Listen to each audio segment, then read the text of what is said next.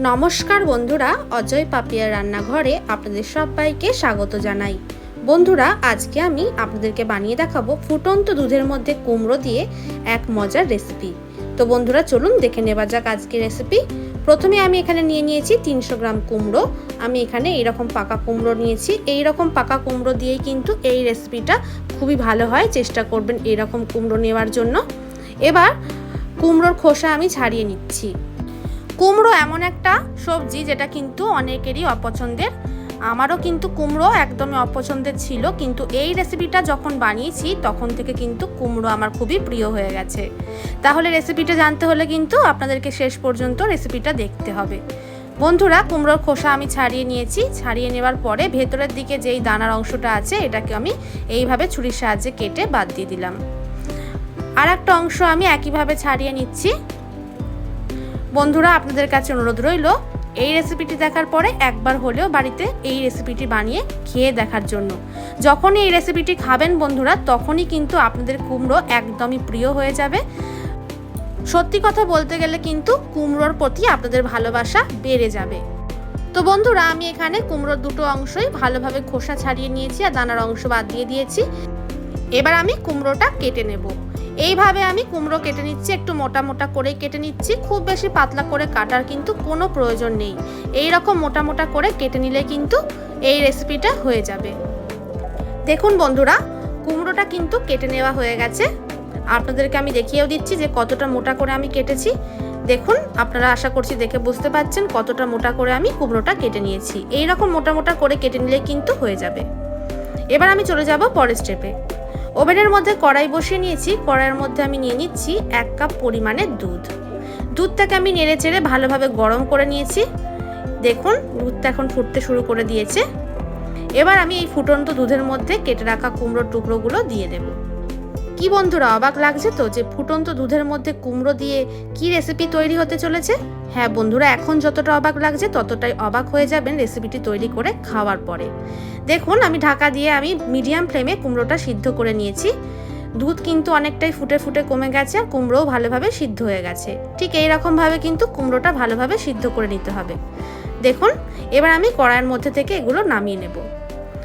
এখন একটা mixing jar নিয়ে নিয়েছি। এই মিক্সিং জারের মধ্যে আগে দিয়ে সিদ্ধ করে রাখা কুমড়ো দিয়ে দিচ্ছি।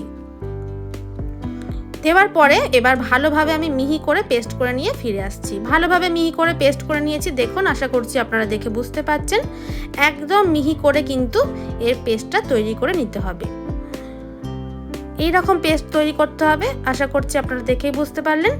এবার ওভেনের মধ্যে কড়াই বসিয়ে নিয়ে কড়াইয়ের মধ্যে আমি দিয়ে দিচ্ছি 3 টেবিল চামচ পরিমাণে ঘি।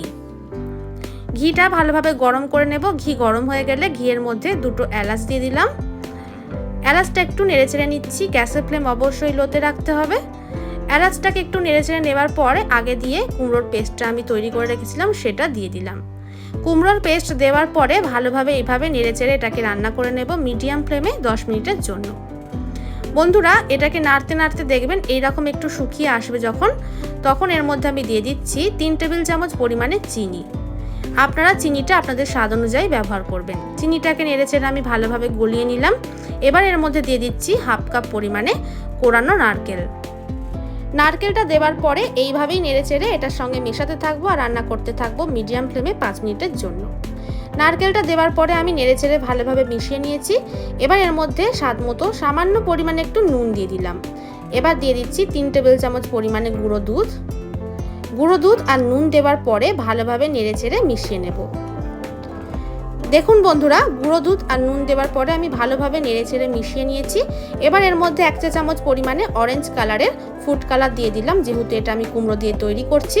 ফুড কালার দেওয়ার পরে নেড়েচেড়ে ভালোভাবে মিশিয়ে নিয়েছি। এবার এর মধ্যে কিছু ড্রাই ফ্রুট দিয়ে দিচ্ছি, কোচানো কিশমিশ, কোচানো কাজু বাদাম আর এখানে দিয়ে দিয়েছি চাল মগজ। এগুলোর মাপগুলো আমি আর বললাম না, আপনাদের মাপ অনুযায়ী আপনারা ব্যবহার করবেন।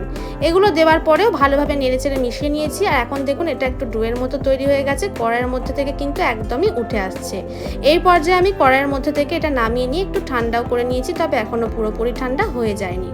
এবার এই ডোয়ের মধ্যে থেকে কিছু অংশ নিয়ে এইভাবে হাতের মধ্যে নিয়ে লাড্ডুর মতো করে আমি বানিয়ে নেব। দেখুন বন্ধুরা, কুমড়ো দিয়ে তৈরি হয়ে গেল কত সুন্দর একটা লাড্ডু। এই লাড্ডুটা যখনই আপনাদের মুখে পড়বে তখনই কিন্তু আপনারা অবাক হয়ে যাবেন বন্ধুরা যে কুমড়ো দিয়ে এই রকম লাড্ডু কিভাবে সম্ভব বানানো। দেখুন আমি একইভাবে সবগুলো লাড্ডু বানিয়ে নিয়েছি, আর ওপর দিয়ে ডেকোরেশনের জন্য অল্প অল্প করে এইভাবে কোরানো নারকেল আমি দিয়ে দিচ্ছি। এতটাই খেতে সুন্দর হয় এই লাড্ডুগুলো, আপনারা না বানিয়ে খেলে বুঝতেই পারবেন না। দেখুন কত সুন্দরভাবে তৈরি হয়েছে, দেখতে যতটা সুন্দর খেতেও একদম অসাধারণ। রেসিপিটি ভালো লাগলে লাইক কমেন্ট শেয়ার করবেন, আর হ্যাঁ, চ্যানেলে নতুন বন্ধু হয়ে থাকলে চ্যানেলটিকে সাবস্ক্রাইব করতে কিন্তু ভুলবেন না। ভিডিওটি দেখার জন্য ধন্যবাদ।